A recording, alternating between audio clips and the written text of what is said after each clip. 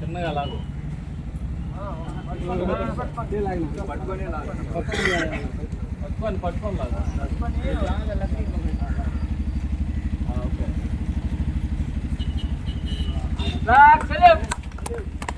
Order order block select order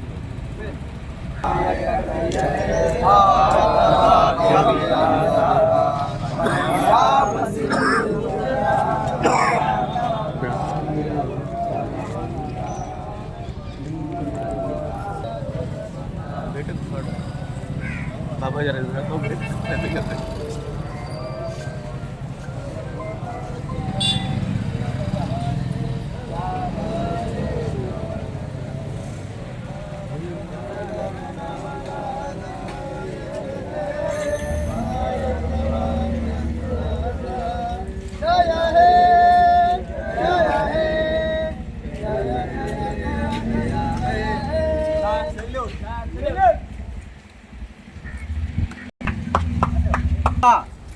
నలభై ఏడుకు ముందు మనం బ్రిటిష్ వాళ్ళ పరిపాలన ఉన్నాం. దానికి ముందు మన భారతదేశానికి స్వాతంత్రం కావాలని చెప్పి అనేక మంది వీరులు పోరాట ఫలితంగా మన దేశానికి స్వాతంత్రం వచ్చింది. ఆ యొక్క పోరాటంలో కులాలు మతాలు లేవు, జాతీయత ఒకటే. మన మొత్తం భారతీయులు మనంతా సమిష్టిగా పోరాడాలి. ఈ బ్రిటిష్ వాళ్ళని తరువు కట్టి మన జాతిని మన దేశాన్ని కాపాడుకోవాలని చెప్పి కుల మతాలకు అతీతంగా ప్రతి ఒక్కరు కూడా చేసిన పోరాటాల ఫలితమే ఈరోజు మనకు స్వాతంత్రం వచ్చింది. ఆ యొక్క పోరాటాల్లో వేలాది మంది దేశభక్తులు దేశం కోసం ప్రాణాలు అర్పించారు. అటువంటి ఈ యొక్క స్వతంత్ర భారతదేశంలో మనం ఉన్నారంటే చాలా గర్వంతో పట్టాలా. ఎందుకంటే ప్రపంచం దేశాల్లో అతిపెద్ద ప్రజాస్వామ్య దేశం ప్రపంచ భూభాగంలో ఈ భూఖండంలో అతిపెద్ద ప్రజాస్వామ్య దేశం. అన్ని కులాలు, అన్ని మతాలు, వివిధ జాతులు, వివిధ మతాలు, వివిధ సంస్కృతులు ఉన్నటువంటి దేశం ఏదైనా ఉందంటే అందరూ సమిష్టిగా జాతీయవాదం దేశం కోసం పనిచేసే వాళ్ళు ఏమన్నా ఉన్నారంటే ఇది ఒక భారతదేశం అని చెప్పి మనం గర్వంగా చెప్పుకోవచ్చు. ఇటువంటి ఈ దేశంలో ఈ మట్టిలో ఈ గడ్డలో పుట్టినందుకు మేము ధన్యులుగా భావిస్తా ఉన్నాం.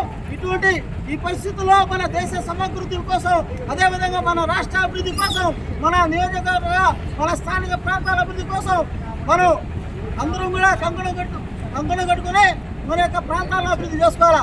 ఈరోజు మన రాష్ట్ర ముఖ్యమంత్రి గారు మన రాష్ట్రాన్ని అభివృద్ధి చేయాలని చెప్పి వివిధ రూపాల్లో ఆ యొక్క ఆలోచన విధానం మన రూరల్ శాసనసభ్యులు రూరల్ నియోజకవర్గం మొత్తాన్ని కూడా అన్ని స్థాయిలో కూడా అభివృద్ధి పరచాలని చెప్పి వాళ్ళ యొక్క ప్రయత్నాలు కృషి జరుగుతూ ఉంది.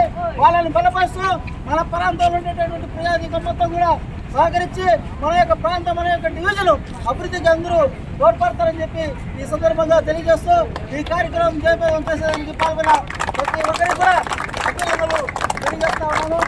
మన ఇరిగేషన్ డెవలప్మెంట్ రాష్ట్ర డైరెక్టర్ మమతారెడ్డి గారిని మాట్లాడుతున్నాను.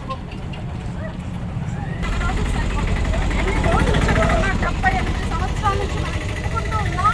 ఈ గాలులు వస్తూనే ఉన్నాయి, ఈ స్ఫూర్తి మనకు ఉంటూనే ఉంటుంది. అయితే ఒక చిన్న మాట మాత్రం ఈరోజు మీకు చెప్తాను. ప్రపంచాన్ని జయించాలని అలెగ్జాండర్ భారతదేశం మీదకి వెళ్తున్నారని అలెగ్జాండర్ గురువు అయినటువంటి అరిస్టాటిల్కి చెప్పాడంట.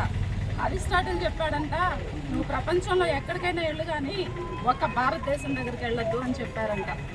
అరిస్టాటిల్ ఆ మాట చెప్తుంటే అలెగ్జాండర్కి క్యూరియాసిటీ ఎక్కువైపోయి ఏంటి భారతదేశం గొప్పతనం, నేను వెళ్ళి చూపిస్తాను, నేను గెలిచి చూపిస్తానని మన సరిహద్దులకు వచ్చి ఆయన గురువుకి లెటర్ రాశాడంట.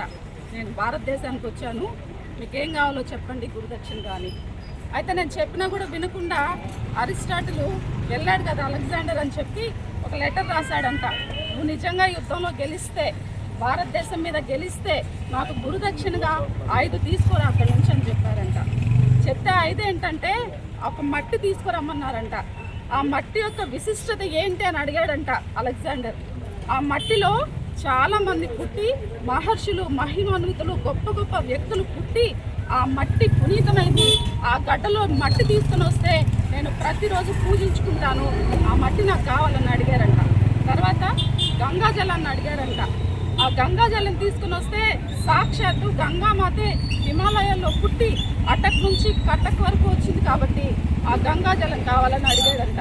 తర్వాత మన పోతన రాసిన భాగవతం, అలాగే మన భగవద్గీత, లాస్ట్గా ఒక మంచి గురువుని తీసుకురమ్మన్నారంట. కానీ ఇవేవి తీసుకురాలేక అలెగ్జాండర్ ఉత్త చేతుల్లో వెళ్ళారు. ఈ దేశం యొక్క గొప్పదనం అది. మన దేశం యొక్క గొప్పదనం గురించి చెప్పాలంటే భిన్న కులాలు, భిన్న సంస్కృతులు అన్నీ ఉన్నాయి. మన దేశం యొక్క గొప్పతనమే భిన్నత్వంలో ఏకత్వం. అవకాశం ఇచ్చారు. ఇలాగే మనందరం కూడా ఉమ్మడిగా కందరం కట్టుకొని మా టీచర్ అభివృద్ధికి పాటుపడాలని చెప్పేసి కోరుకుంటూ సెలవు.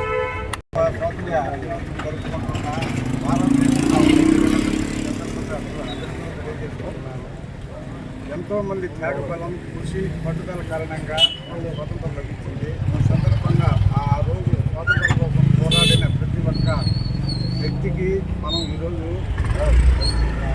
తెలియజేసుకోవాలి. లాస్ట్ 5 years మనకి నిజంగానే స్వాతంత్రం లేదని చెప్పుకోవాలి ఆంధ్రప్రదేశ్ రాష్ట్రంలో ఉండే ప్రజలకి.